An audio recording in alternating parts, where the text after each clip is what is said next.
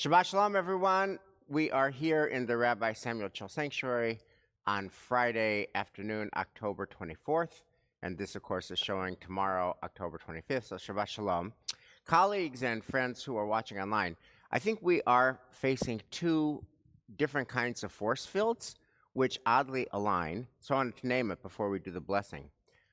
One force field is that the Jewish people and the Jewish state are in grave peril. And I think we all feel it, and we're in grave peril because of an idea that has spread. There is something new under the sun. Anti-Semitism is as old as time, but what's new under the sun is the mainstreaming of anti-Zionism. And when Elliot Cosgrove gave that sermon last Shabbos, the paragraph that resonated most for me, and it was just utterly brilliant of him, and we'll talk about it, is why is Mamdani talking about Israel anyway? What does a mayor of a city have to do with foreign policy? And the answer is that by being anti-Zionist, by steadfastly refusing to call Hamas terrorist, by steadfastly refusing to accept that Israel should exist as a Jewish state, not only does he not pay a price for his anti-Zionism, but it's a selling point. It's a talking point. He appeals to his base by saying Israel should not exist. That mainstreaming of anti-Zionism, Israel has no right to exist. The founding of Israel was a historical mistake. That is new. And the people who feel that way, who were chanting, while Palestine is occupied, resistance is justified. While Palestine is occupied, resistance is justified. Those are his voters. And that is scary, and the extent of it is new. And that's why Rabbi Cosgrove's sermon was such an explosive, powerful force, because he named it. That's on the one hand. We're dealing with that. And our broader country has its own challenges and its own complexities. And so you have a world where the Jewish people have very particular concerns and threats to the future of the Jewish state and the future of the Jewish people. And you have our country, which has significant concerns and controversies. And on the Torah end, we have Noah, who only takes care of Noah and misses Noah and his family. And we'll take a look at it. But when you look at the text, especially in light of the world today, God says to Noah, I'm going to destroy everybody. I'm going to kill everybody. I'm going to kill everything. And then gives very particular instructions about how many cubits to build the ark so that you and your family will be okay. And Noah just does so and doesn't raise a peep about it. And then you have the counter to Noah, which is Abraham, who is supposed to do justice and righteousness. And what I feel is that, I'll just speak for myself, I am stuck in a Noah place. I am comfortable talking about Israel. I'm comfortable talking about the Jewish people. I'm comfortable talking about the Jewish future. I'm comfortable talking about anti-Zionism and the need to fight it. But there is something that blocks me from talking about national issues. And I'm wondering if I'm stuck with Noah, and I'm wondering what the resonance of Abraham, whose purpose is to do justice and righteousness, la'asot tzedakah u'mishpat. How do we translate that into our troubled world today? So let's thank God for the gift of learning Torah together and get into it. Baruch atah Adonai Eloheinu melech haolam, asher kiddushanu b'mitzvotav v'tzivanu la'asok b'divrei Torah. Va'arevna Adonai Eloheinu et divrei Toratcha b'finu u'b'fi amcha be'Yisrael. Koniyeh anachnu v'tzetzaeinu v'tzetzei amcha be'Yisrael. Kulanu yodei shemecha v'mdei Toratecha lishma. Baruch atah Adonai hamalamed Torah la'amo Yisrael. Baruch atah Adonai Eloheinu melech haolam, asher bachar banu mikol ha'amim v'natan lanu et Torato. Baruch atah Adonai noten haTorah. Michelle, let me start with you. Would you give a sermon like this? First, this sermon I thought was very well constructed, and what I like the most about it actually is not in the headlines, but actually comes on his page our page 4 and 5 here, which is that he talks about why somebody might disagree and the need to talk to others and the need to listen to others in order to be able to protect our own sense of what is right. We can't just go in there guns blazing, this is what I think, this is what I think, but instead we have to try to listen and address the concerns of fellow Jews on this. And when you talk about Mamdani in the elections, it's not just that there are anti-Semites out there who are anti-Zionists. There are Jewish New Yorkers who are anti-Zionist, and that's part of where it's a piece of the headwinds. And so to me, this sermon was really powerful when it started to talk about how we talk to each other. And so the answer is no, I wouldn't give this sermon because it's not my voice. Right? It's his voice, and he used it loudly and with clarity. But the piece of it that I appreciated was the piece, or at least the piece where I could see my own voice in it, or a voice as a rabbi, was in the how do we move past this moment of complete polarity to try to actually speak the same language. That's a voice that I could appreciate. Dan, what did you think about the sermon? Yeah, I thought it was very brave and powerful. You know, you and I probably grew up in a generation where rabbis don't talk about politics from the bima, but there is a time and a place for that. I don't know, historically, this happened like in the 20s and 30s, I think, in some synagogues in New York as well. But just the idea that that he brought this up, and that he was not afraid to do that, I think is extremely important and powerful. You know, Elias and I were kibitzing the other day, and he said, you know, one of the things that we think about is that we're not New Yorkers, so how do we take this? But at the same time, simultaneously, this, as you said, is it demonstrates the danger in which the entire Jewish community in this country is potentially in, and it needs to be named. And it's not just New York City; it's everywhere. Yeah, you answer the question for yourself. Yeah, so I want to lift up and actually quote. First of all, I thought it was, if I was the president of Park Avenue Synagogue, I would just, like, right after Shabbos, give him a lifetime contract. I'd give him a lifetime contract. I thought this was urgent. It was moral. It was compelling. It was brilliant. It's not by accident that he's the rabbi of the Park Avenue Synagogue. And so that's for my opinion. I'm coming to you. Obviously, I'm coming to you. But Michelle just asked me my opinion. I'm going to do it, and I want to read it, and of course I'm going to come to you last. But I thought that what was most salient about this whole sermon is this following paragraph, because I'm on page 4 of the handout.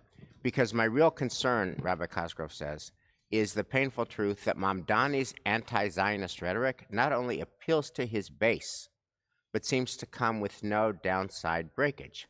What business does an American mayoral candidate have weighing in on foreign policy unless it scores points at the ballot box?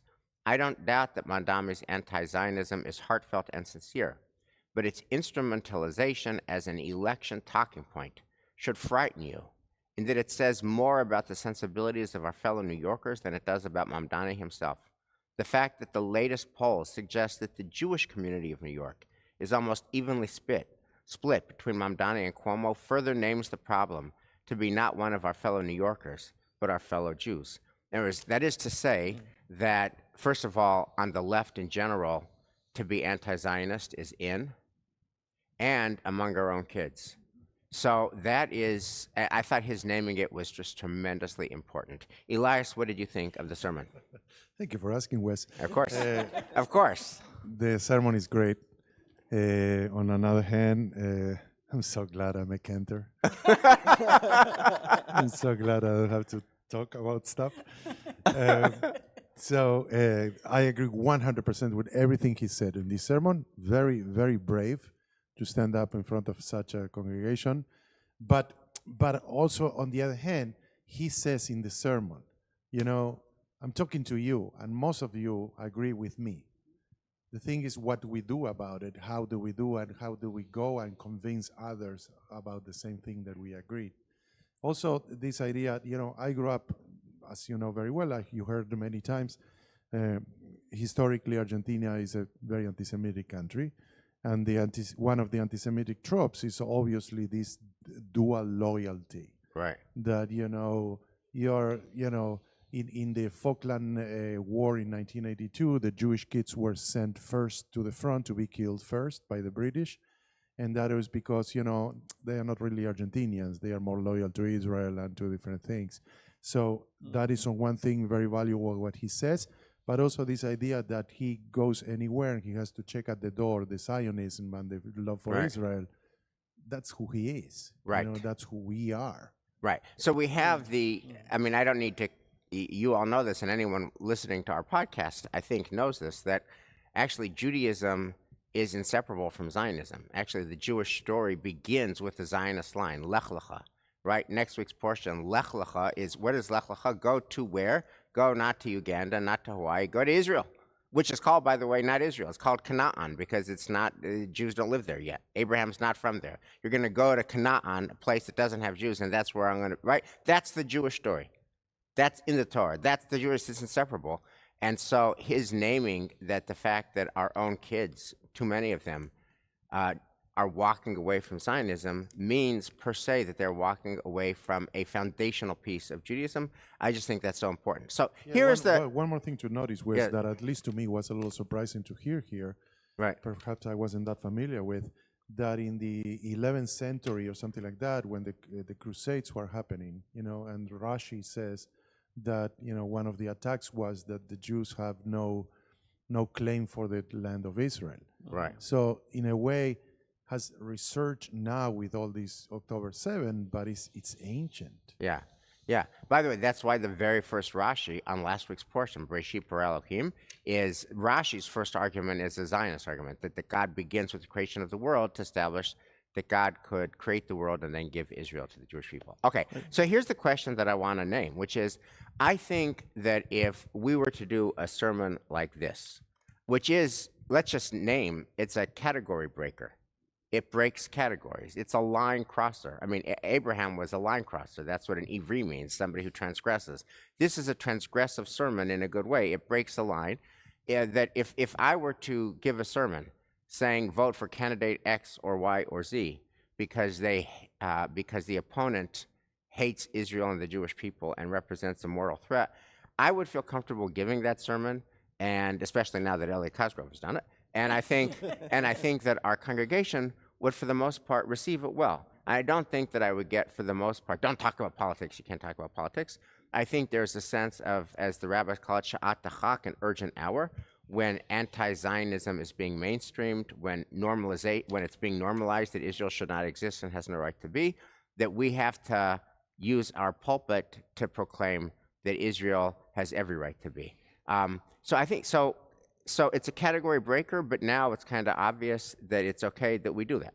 And in fact, as you know, since under these circumstances, and as you know, since he gave his sermon, more than 1,000 rabbis, including us, have signed a petition saying, and cantors, that we're with you, etc.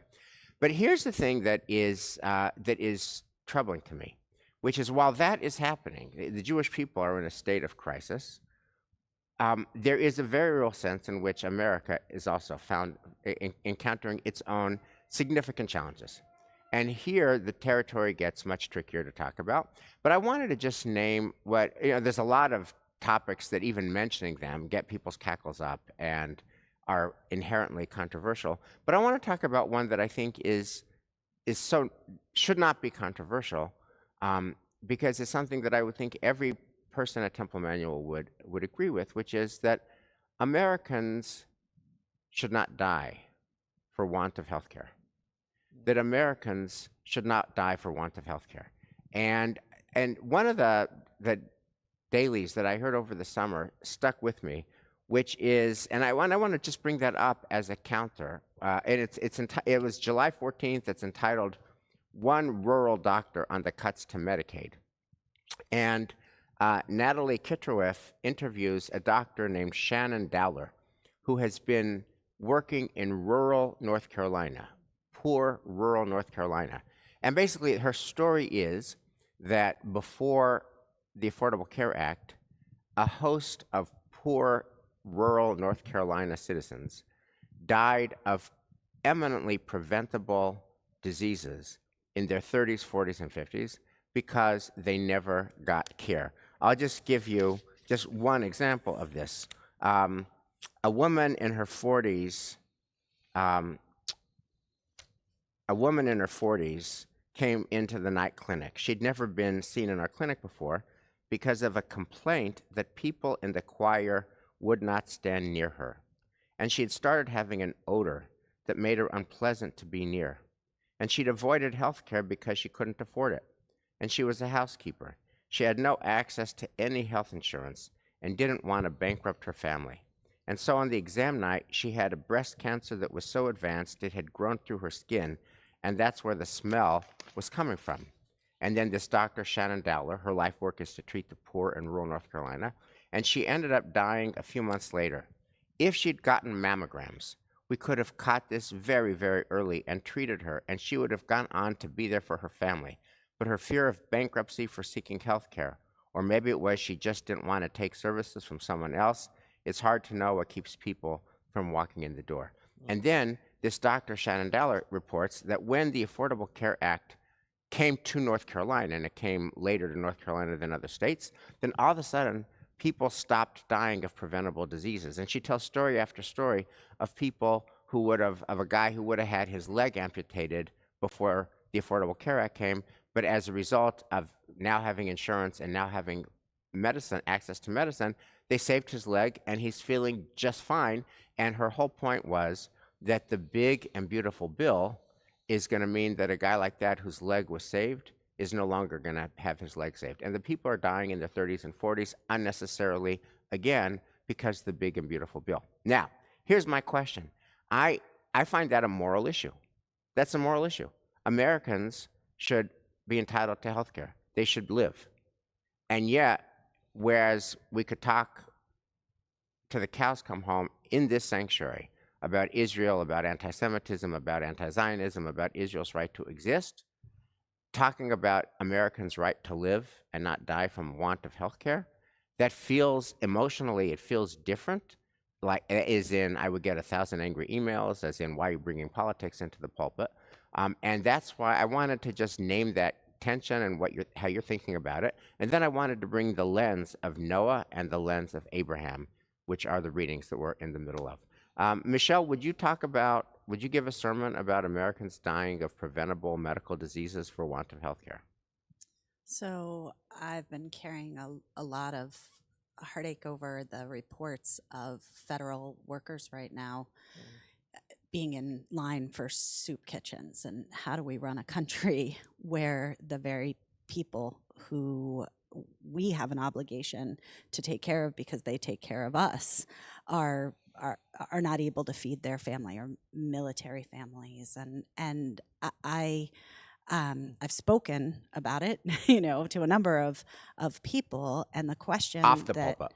Yeah, and like throughout Right. our community, people I think would know that this is Right. something that I carry heartache about. That the story you just read just sits in my kishkas. It's that's awful, and I'd love to see us do something about it.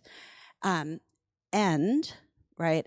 I'm not sure, maybe this is a product of an earlier age when it was actually illegal to do this, but I'm not certain that I would tell somebody to vote for a particular person or policy in order to fix that. I would probably say I have grave concerns about this. These are the Talmudic and biblical sources that I could bring that would speak to our responsibilities to take care of each other, and each person needs to be able to vote their conscience on this. So I just want to name, and I want to get to Elias and then Nan. We're in the same place. We don't disagree here. There's no daylight. But I want to just name that we would feel comfortable, at least I would feel comfortable saying, don't vote for Mamdani.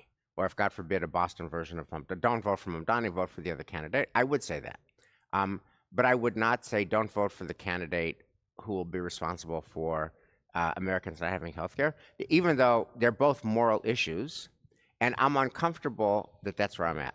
I feel like I'm stuck in Noah's Ark, that I'm Noah. The only thing I can see is the Jewish people and the Jewish story, and I've lost the ability in this hard season to see the human story, the American story, the national story, and that troubles me. I don't have an answer for it, but I wanted to raise it. It troubles me. But would you approach the American story and the national story from exactly as you have this morning? Like, here is something that is weighing on my heart. Yeah. This is an issue that I'm thinking about, and I want you to think about it as well. So we're doing that now here in this context, but I would not do it at a Shabbat morning service.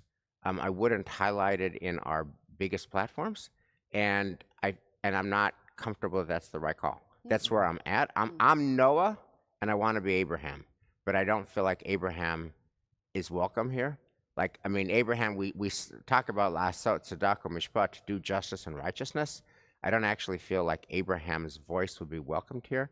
And so I am stuck with Noah's voice, which is just very parochial, very focused on the Jewish story, which is urgent and important and mine and ours. But there is a human story that I'm not addressing, and that gives me discomfort. Elias, how do you see things? Yeah, I'm probably from also another old school. I grew up in Argentina with rabbis not talking about politics, because the common sense was that they are not politicians and they are not leaders of any movement. They are just clergy, Right. who are supposed to. I grew up with this idea that Shabbat it's an oasis, during the week. And Shabbat is a place where you come and you pray and you sing and you forget about everything that happened during the week, and you just enjoy being together and doing Judaism. So I still like that idea. To me, as a colleague, it wouldn't be fun for me to listen to you doing sermons every week about politics. I'd rather learn something and being connected with something that from our tradition. But also, you have to admit that you take any Shabbat morning here, and it will be very rare to find somebody in the crowd who says Israel shouldn't exist. Okay, so this topic of Rabbi Cosgrove is way less divisive, Right. For our crowd than if you start talking about the politics and the policies of But our Elias, current president or not. Can You're I just naming something. Oh, Yeah, I just want to gently push back for a second. Not even push back. I just want to gently prod.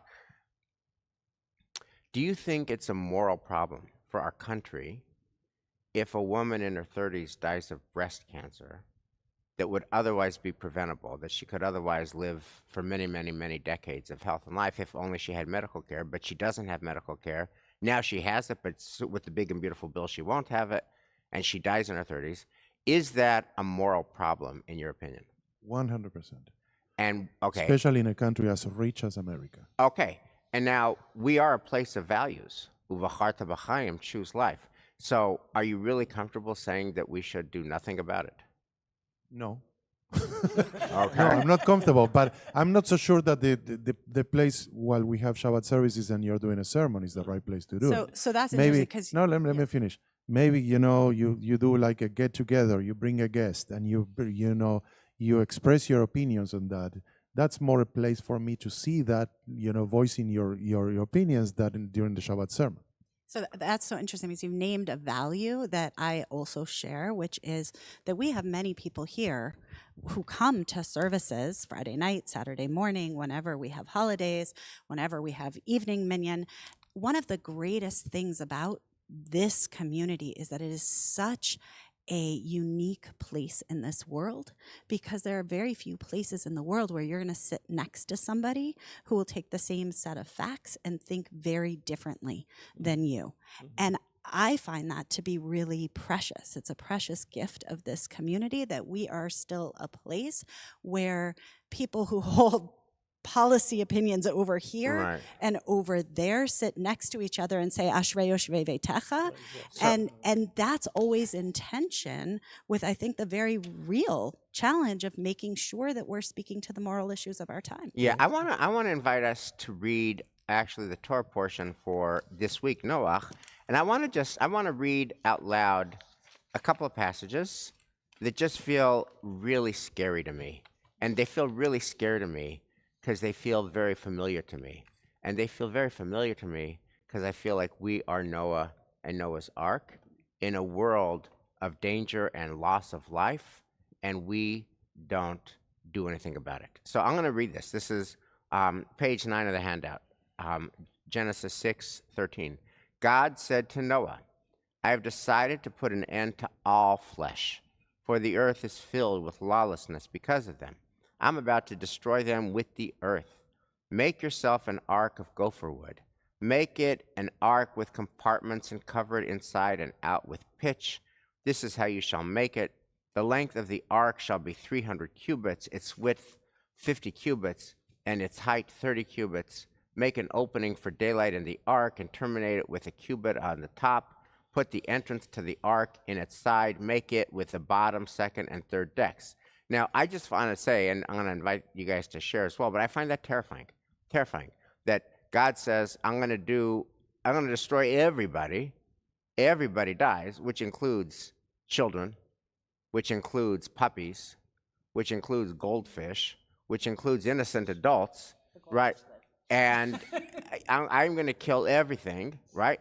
And here's the directions. It should be this many cubits, that many cubits, put an opening here, put an opening there, this many decks, that many decks. Zero acknowledgement of the moral issue. And this is supposed to be Torah. And then, for my part, I'm about to bring the flood, waters upon the earth, to destroy all flesh under the sky in which there is breath of life. Everything on earth shall perish.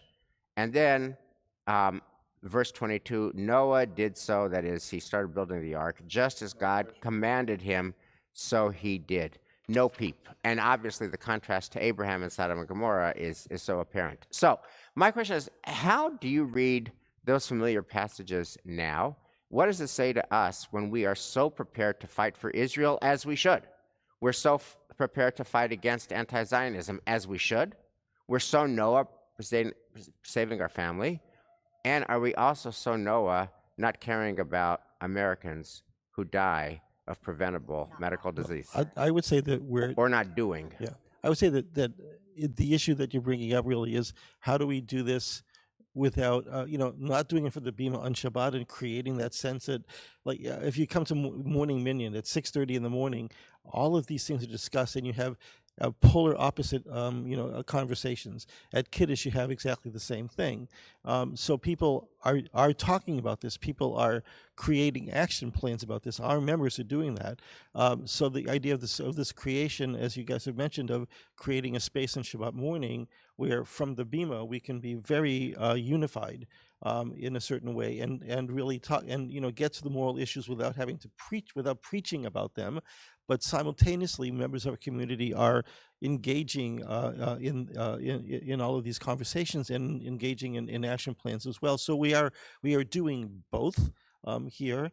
Yes, I agree that that Noach is not, tzaddik haya b'dorotav. I mean, so he must have been in a terrible generation, because if he was the most righteous and has no sense of questioning, then it shows the complexity. But you're absolutely right that it is frightening that that we're not talking, that you think we're not talking about this, but we are talking about this, at least here in our congregation.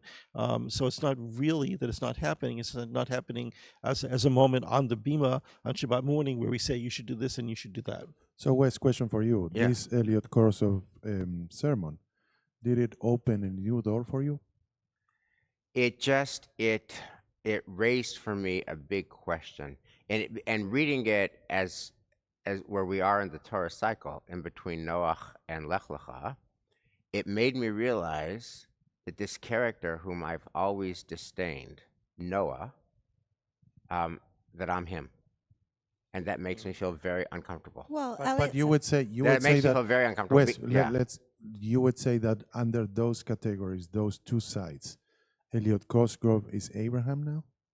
No. I'm saying Elliot is also Noah. I mean, to talk about the peril of Mamdani, to talk about the need to fight anti-Zionism, that is a very Noah move. That is for Jews. For Jews, talking about the need for a Jewish state and to oppose people who hate a Jewish state, that's totally legitimate, and that's Noah. That is protecting our own family. And he articulates that Yeah. in his own words. And he said, normally I say you should play offense, you should be out there dealing with any other sermon that I could give, but right now this is about defense. We're playing defense for the Jewish people. Right. And there's something in here in the Noah story, I mean, Noah always gets such a bad rap, but and God, is kind of seen as this force of horror and destruction. But it says, "Seilcha teva," make for yourself this ark, make for yourself a place where you can be safe and you can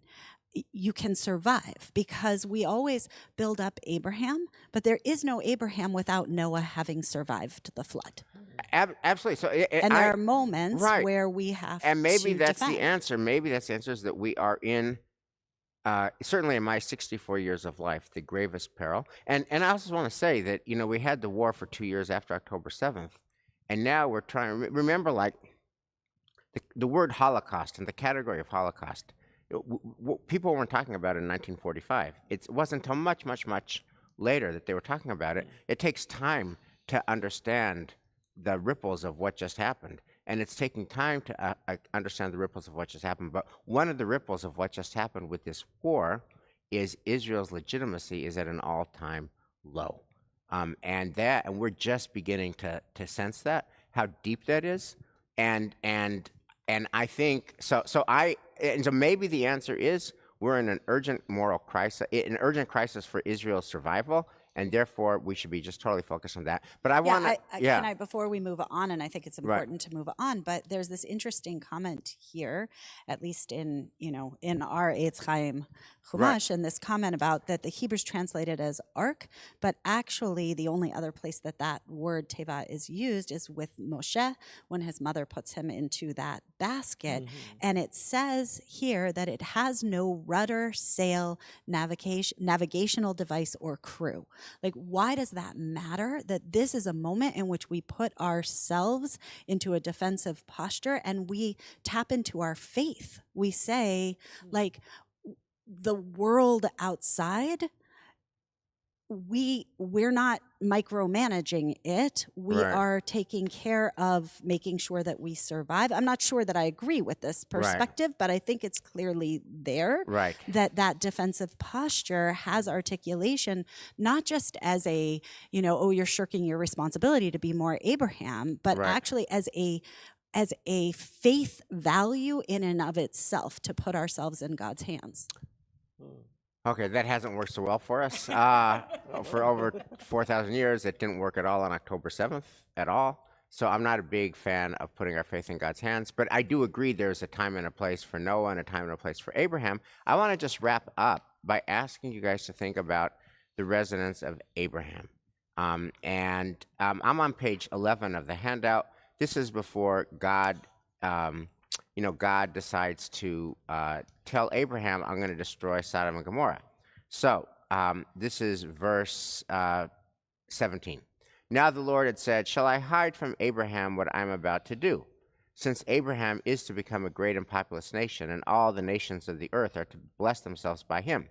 For I have singled him out, that he may instruct his children and his posterity to keep the way of the Lord by doing what is just and right. La'asot tzedakah u'mishpat. And then when God says to him, I'm going to destroy Sodom and Gomorrah, Abraham famously says, far be it from you to do such a thing, to bring death upon the innocent as well as the guilty, so that the innocent and guilty fare alike. Far be it from you. Shall not the judge of the earth deal justly? And what I wanted to just name, and we'll close with this, is I feel like that voice, the Abraham voice, is very comfortable when we're talking about Jewish issues. To do what is just and right for Israel and the Jewish people. It's just that Israel exists. It's right that Israel exists. We're very comfortable talking about that.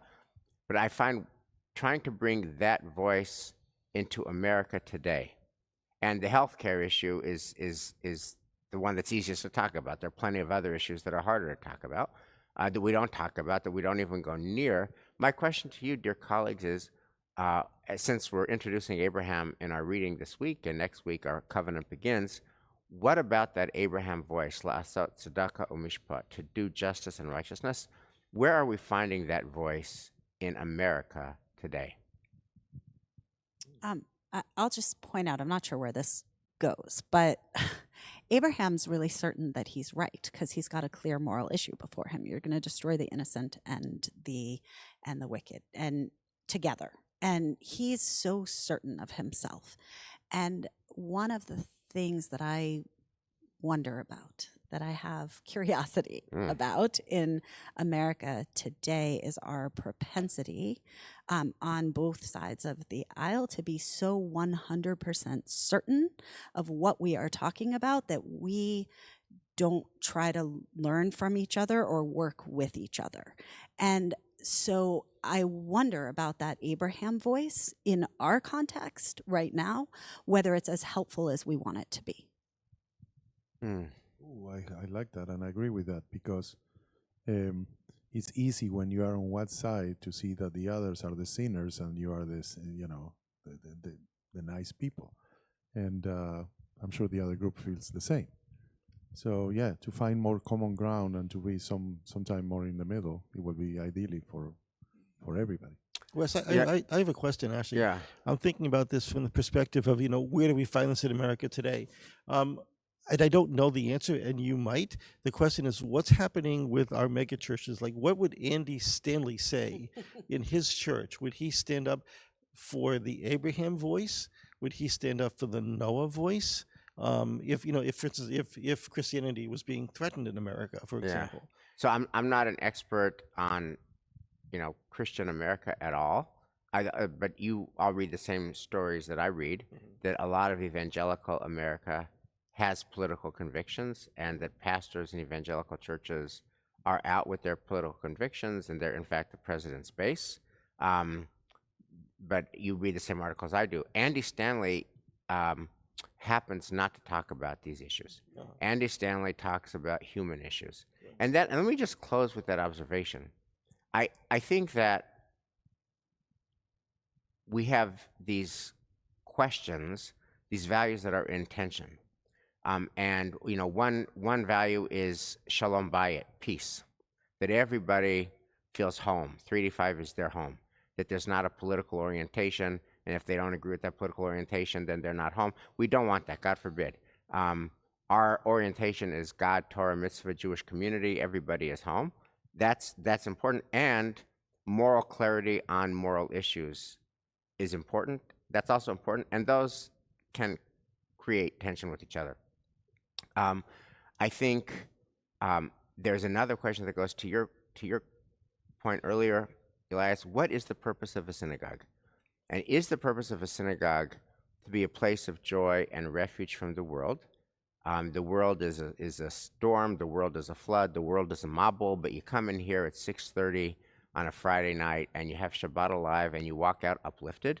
And that's what you hear. We just did a new member event at our house on Tuesday night, and when we asked people, why did you join Temple Emanuel? The prevailing answers: I went to Shabbat Alive. I love Shabbat Alive. I go in anxious and fraught and worried, and I'm there, and I'm soothed, and it's restorative, and I walk out uplifted.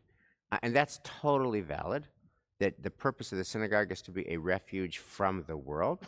And that's in tension with the purpose of the synagogue is to inspire us to repair the world, that there's actually a value of tzedakah, mishpat, justice, and righteousness, and we are supposed to be plugged into this and this very space and go out of 385 Ward Street ready to advance convictions towards justice and righteousness.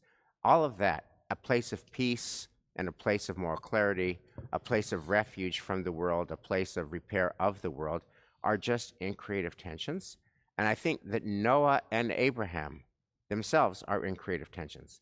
And I will just leave with the disquiet.